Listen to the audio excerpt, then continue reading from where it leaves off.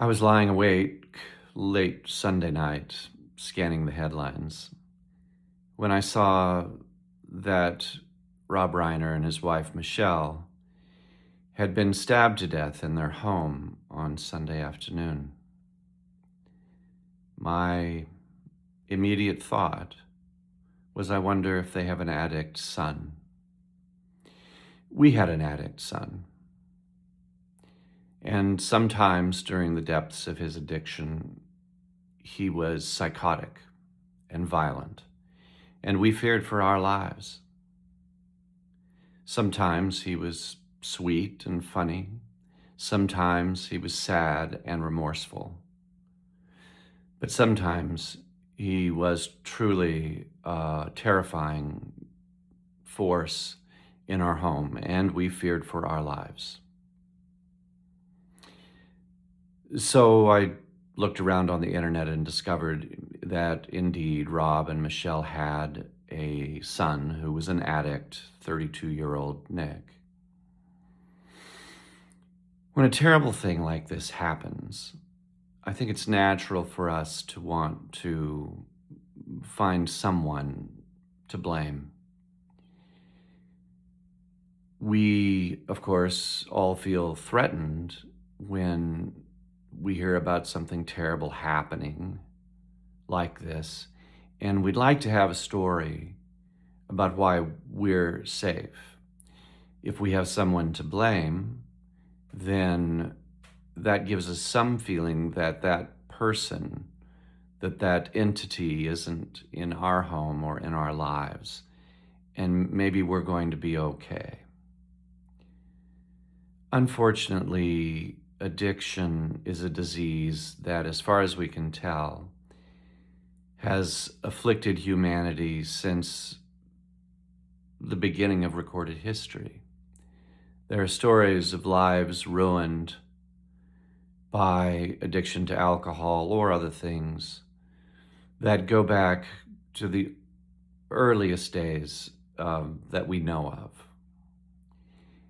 And it's sort of astonishing how poorly we deal with it, how little we've been able to develop to combat the disease. Who knows how many lives it's ruined over time.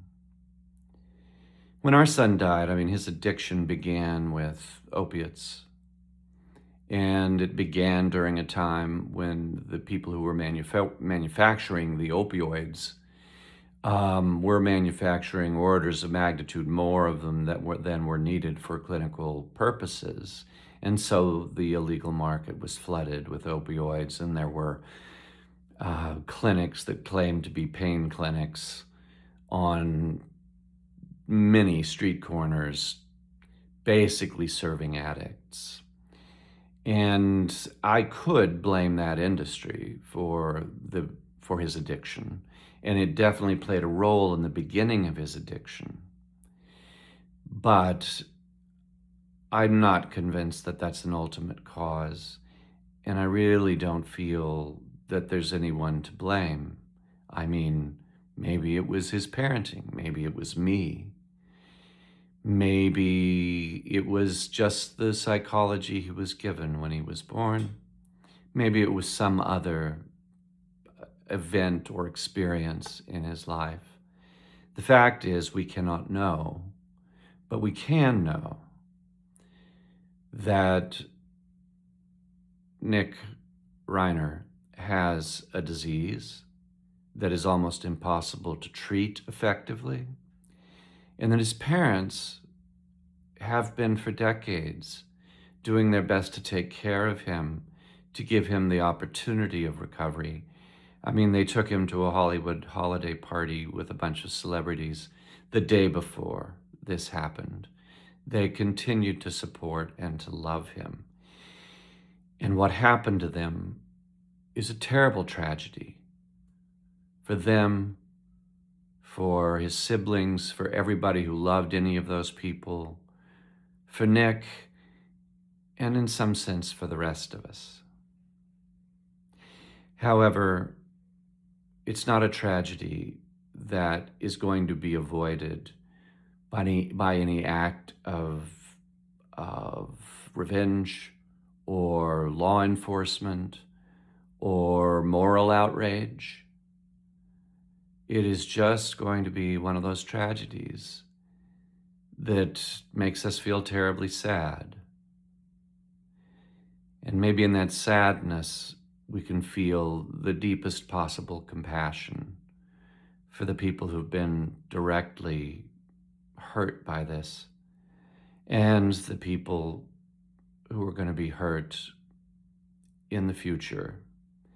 Maybe we can feel that compassion, and maybe we can let it inspire us to try to do something to help. I think perhaps that intention is the best thing we have right now for being helpful.